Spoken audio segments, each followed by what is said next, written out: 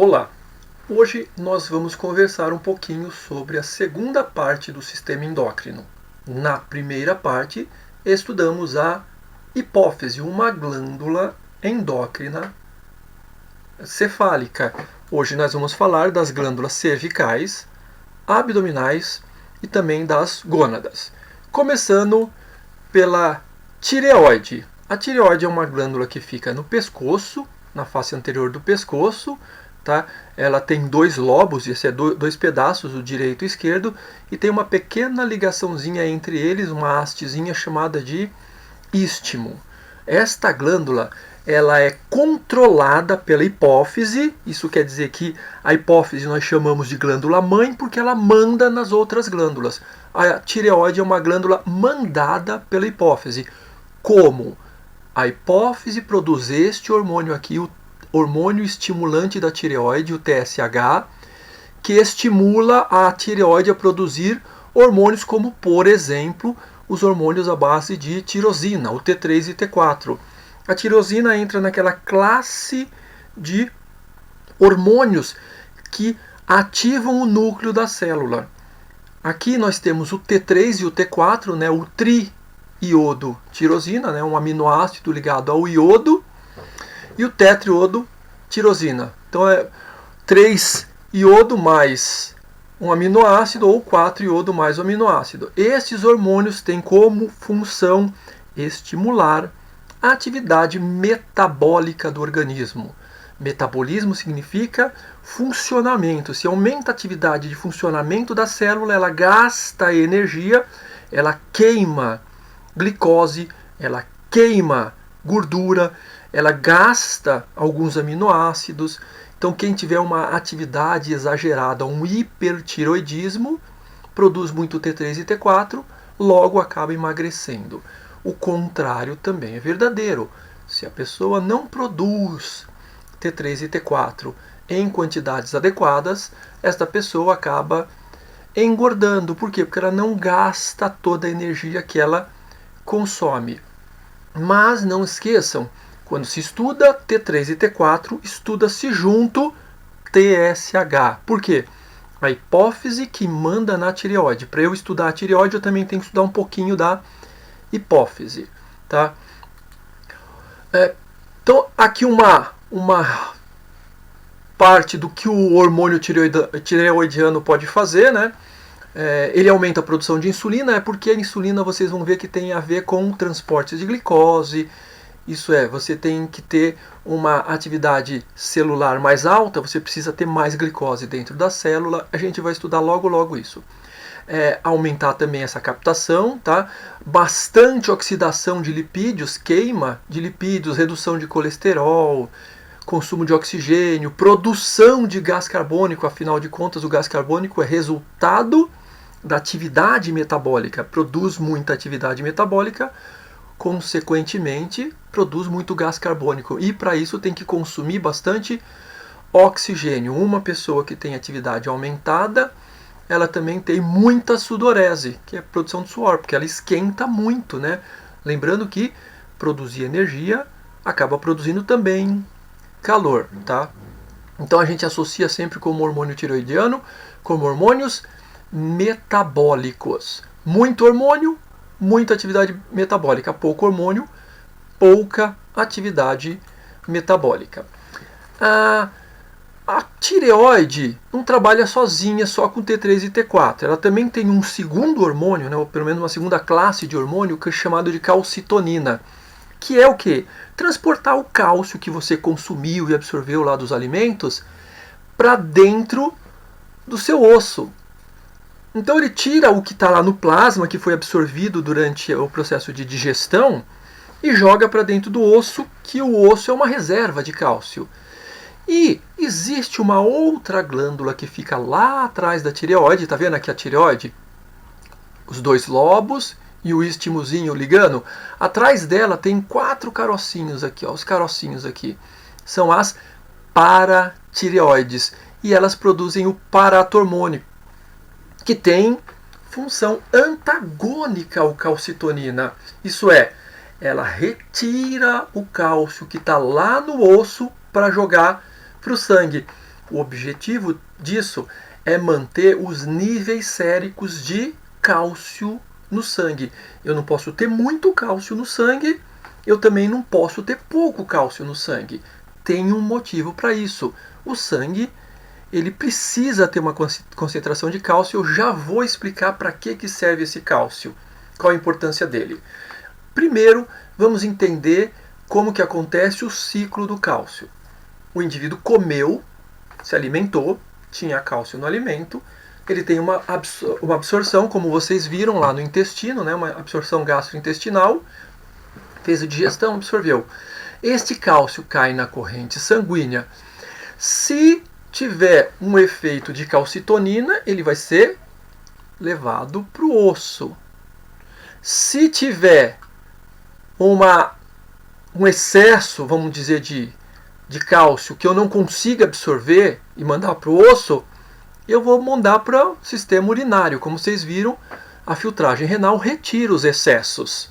Ela vai e joga fora. Então, comi cálcio em excesso, mais do que meu corpo pode armazenar, eu jogo fora. Agora, se eu não estiver consumindo, se eu não estiver com níveis altos de cálcio, meu corpo está gastando o cálcio que tem, o que vai acontecer? Eu preciso de cálcio no sangue, aí o paratormônio vai fazer o quê? Retirar do osso e jogar para a corrente sanguínea. Distúrbios na produção da calcitonina, paratormônio e outros hormônios que também ajudam a controlar o cálcio, podem gerar aí uma excreção excessiva de cálcio ou, pior, não conseguir excretar a quantidade de cálcio que eu preciso excretar. Tá? Olha só, eu disse que eu ia falar algumas funções do cálcio. Para que ter cálcio na minha corrente sanguínea? Olha, o cálcio está associado à liberação de vários outros hormônios. Então, para eu ter uma atividade hormonal no meu corpo, eu preciso ter uma quantidade de cálcio circulando. O sistema nervoso se comunica com os tecidos através de condução elétrica dependente desse íon, desse cálcio.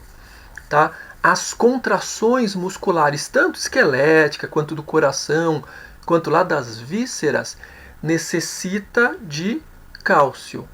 E, principalmente na corrente sanguínea, a cascata de coagulação sanguínea exige cálcio.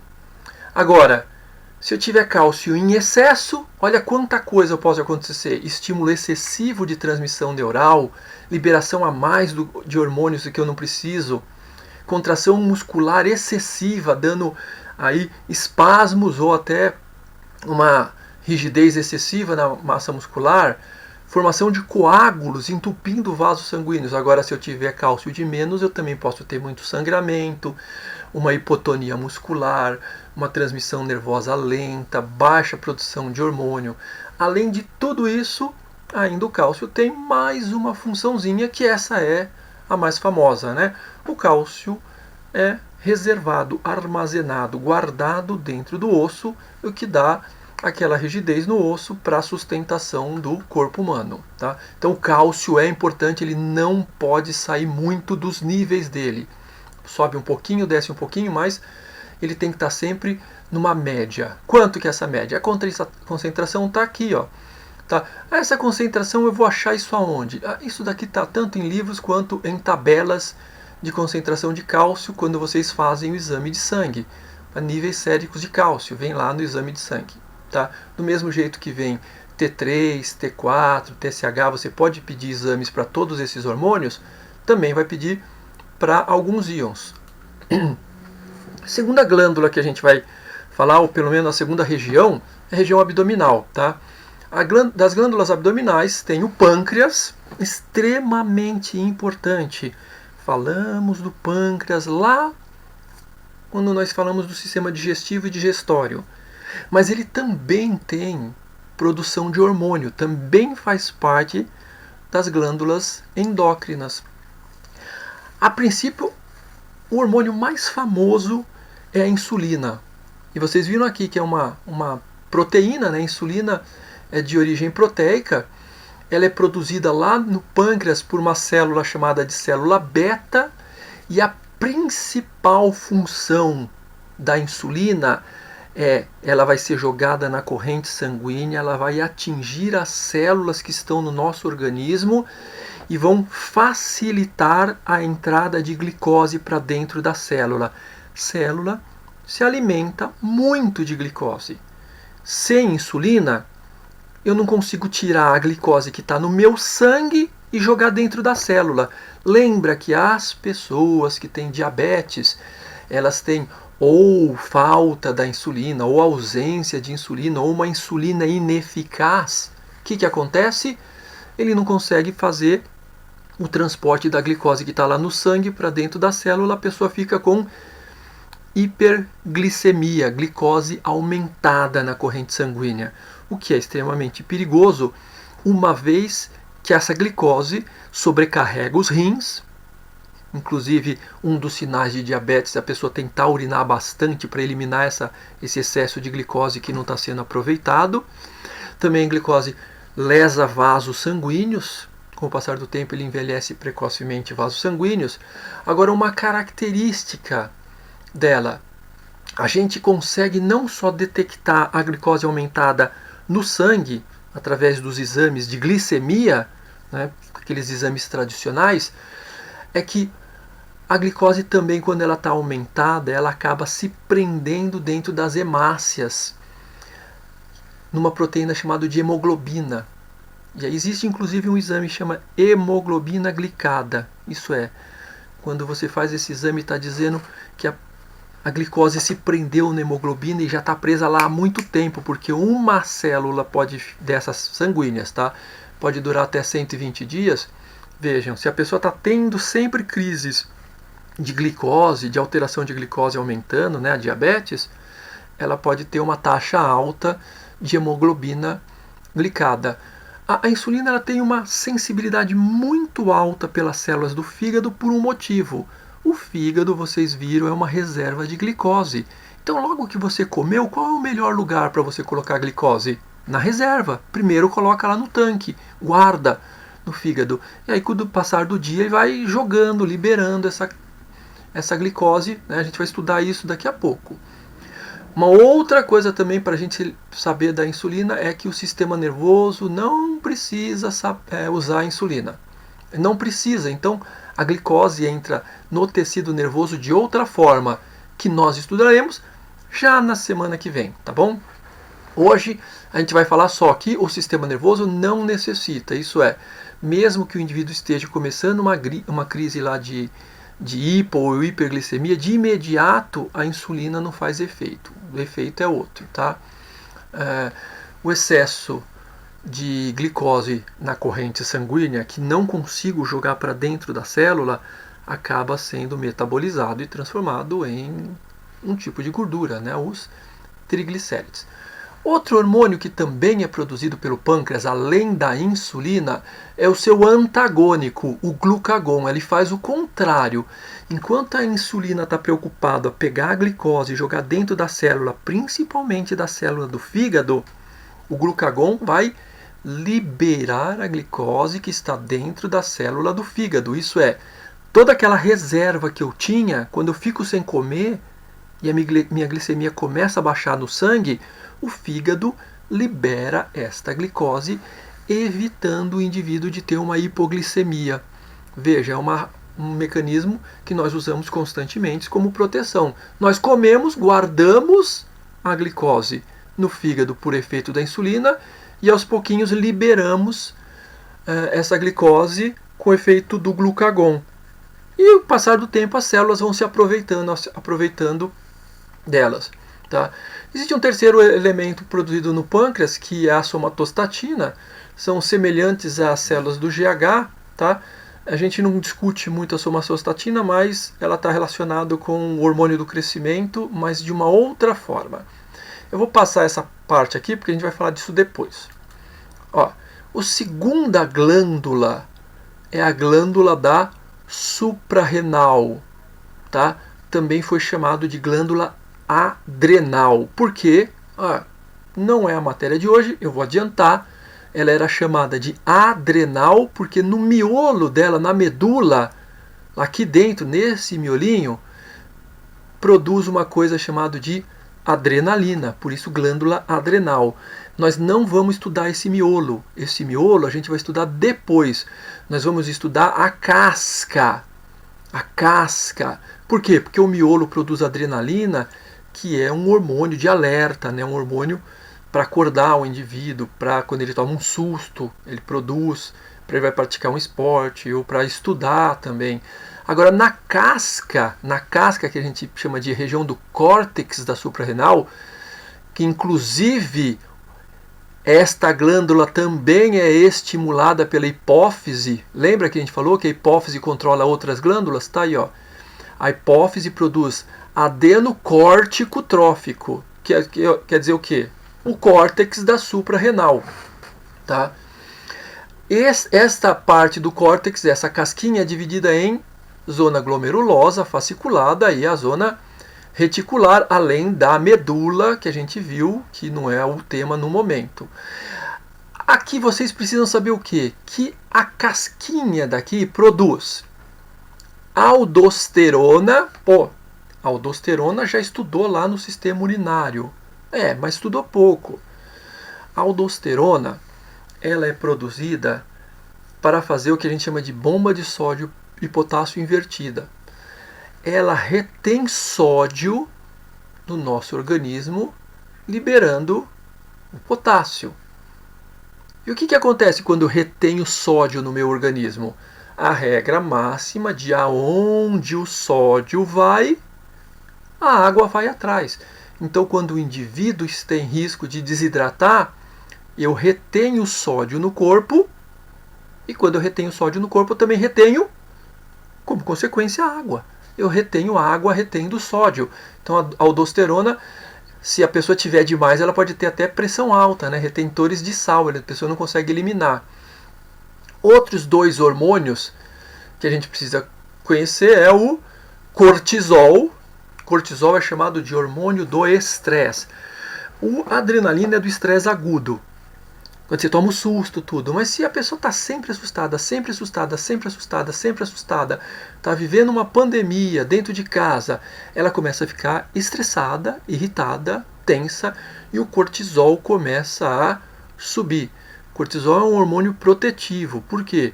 Porque o cortisol, ele é um hormônio de ciclo. Ele é produzido de manhãzinha, em grande concentração, porque você ficou bastante tempo sem comer, né, dormindo. Então, para acordar, você precisa do cortisol. E à medida que vai passando o dia, ele tem que baixar. Mas se a pessoa durante o dia está passando por uma situação difícil, o cortisol pode ficar muito alto. Qual é o grande problema disso?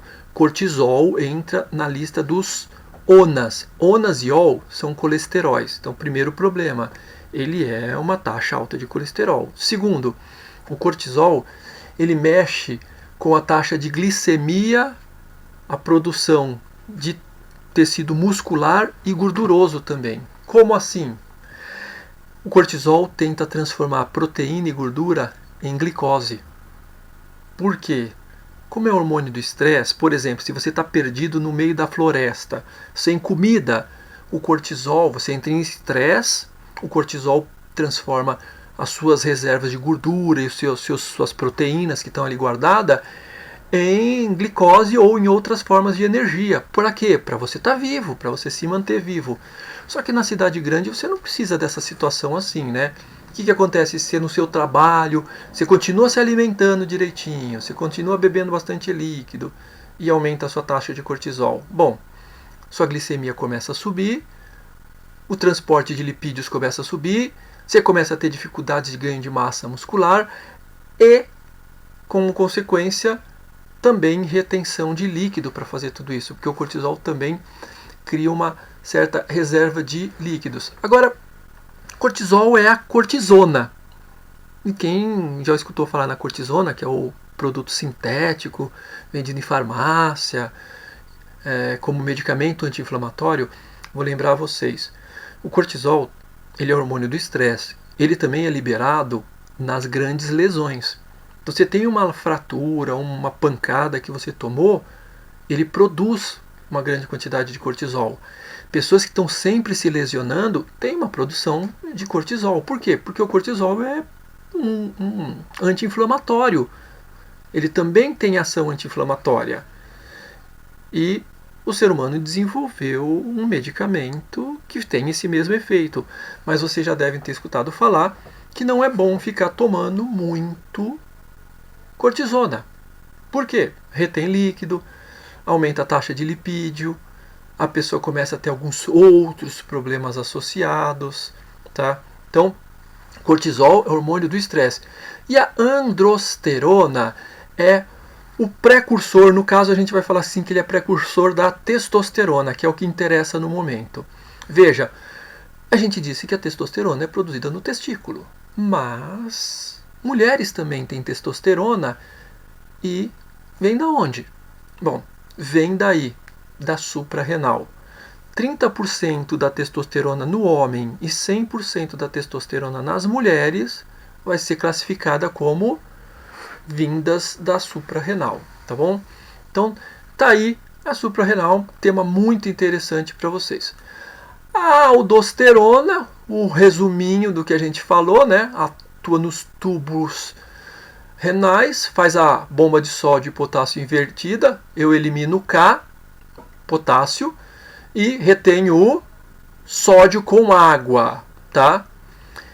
Como que pode acontecer isso? Nós estudamos, né, uma vez sobre a angiotensina, renina, angiotensina, aldosterona, uma substância renal, que a angiotensina então estimula a adenocórtico trófico a trabalhar, mas a vitamina K, né, ou aumento de potássio também, se eu tiver, vitamina K não, de íons K, se eu tiver aumento de potássio, eu também vou ter, para poder eliminar esse excesso de potássio, ter que produzir a aldosterona para fazer aquela bomba de sódio e potássio invertida.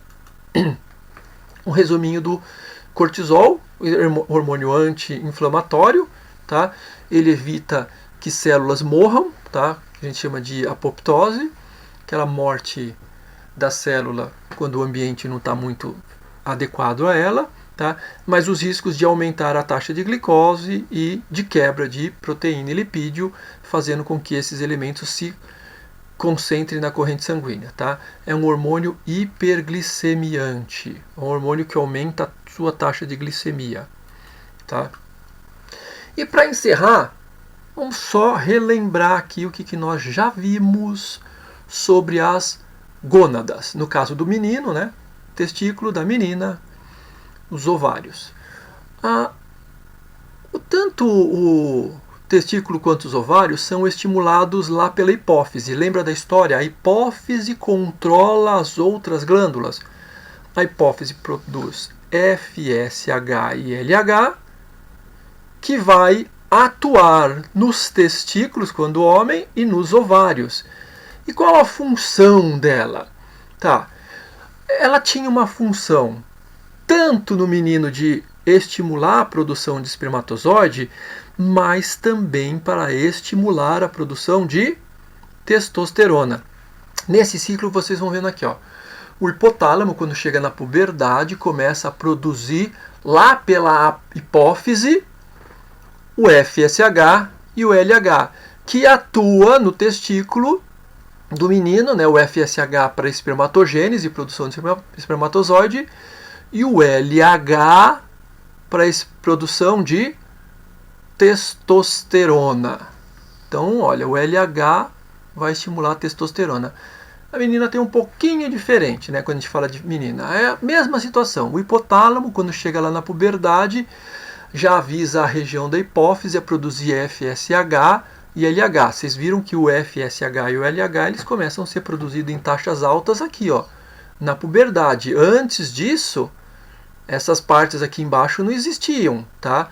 Então veja, a folículo ovariano e a ovulação, o folículo ovariano, vamos lembrar que acaba sendo produzido o estrógeno e a ovulação está relacionado com o corpo lúteo, né, que é aumento de LH quando a mulher ovula. Vejam que estas situações não acontecem antes da puberdade. Então, a quem determinou que a mulher vai produzir estrógeno e progesterona e quem determinou que o homem vai produzir bastante testosterona é a hipófise. Só que a hipófise só começou a produzir isso na puberdade. Curiosamente, o FSH e o LH, eles vão ser produzidos pela vida toda. A única diferença entre homem e mulher é que o homem, ele continuará produzindo espermatozoide e de uma boa quantidade de testosterona. A mulher já vai diminuir isso porque ela não vai mais ovular e a concentração de estrógeno e progesterona terão que ser produzidas praticamente pela suprarrenal. Tá? Vejam, testosterona é o hormônio sexual masculino, como disse, também produzido lá pela suprarrenal, através da modificação da androsterona, que é o hormônio que vira testosterona. É importante nas características sexuais secundárias, lá da puberdade. Ele aumenta a massa muscular e a massa óssea do menino e já promove a libido, além de criar um estímulo de agressividade. Uma teoria bem relatada aí, tá? Já o estrógeno e a progesterona, que é o hormônio sexual feminino, que dá as características sexuais feminino, ela tem já um aumento não tanto de massa muscular, mais de tecido adiposo do que de massa muscular. Por quê? Porque a região de quadril e mama aumenta a taxa de gordura. Então ele tem uma concentração de gordura nessas regiões, por estímulo do estrógeno e a progesterona. O desenvolvimento de mama e de quadril está relacionado a estes hormônios na puberdade. Tá? Ele também promove o aumento de massa óssea, não na mesma proporção que a testosterona. A testosterona é melhor para massa óssea, muscular e tudo mais. Tá? E ele mexe também com as estruturas da região de vulva e vagina, inclusive de útero, tubo uterino, ovário, entre outras mais. Tá? O estrógeno e a progesterona é o responsável pelo aparecimento das glândulas mamárias, que a glândula mamária é a glândula mais o tecido gorduroso, que forma a mama, tá? E o estrógeno e a progesterona tem um inconveniente. Como ele é produzido em ciclos, quando ele está em alta, a quantidade de líquido que a mulher tem acaba sendo maior do que o normal. Isso ela retém líquido. Mas depois que acaba o ciclo, esse líquido é eliminado. Como? Durante a fase de menstruação, que é a eliminação do endométrio que foi involuído. Por quê? A progesterona estimula o endométrio a evoluir. Depois de um tempo a mulher não engravidou, o endométrio involui e vira o ciclo menstrual. Tá? Então tá aqui um resuminho. O FSH é o quê? Ele está aí na hipófise e ele vai lá na região do testículo produzir testosterona. O LH também é hipófise, ele vai lá nos ovários estimular a produção de estrógeno e progesterona. E eu espero que vocês tenham entendido. Qualquer dúvida é só voltar lá a imagem e dar mais uma olhadinha, escutar de novo, fazer as anotações e a gente conversa no nosso grupo. Até mais.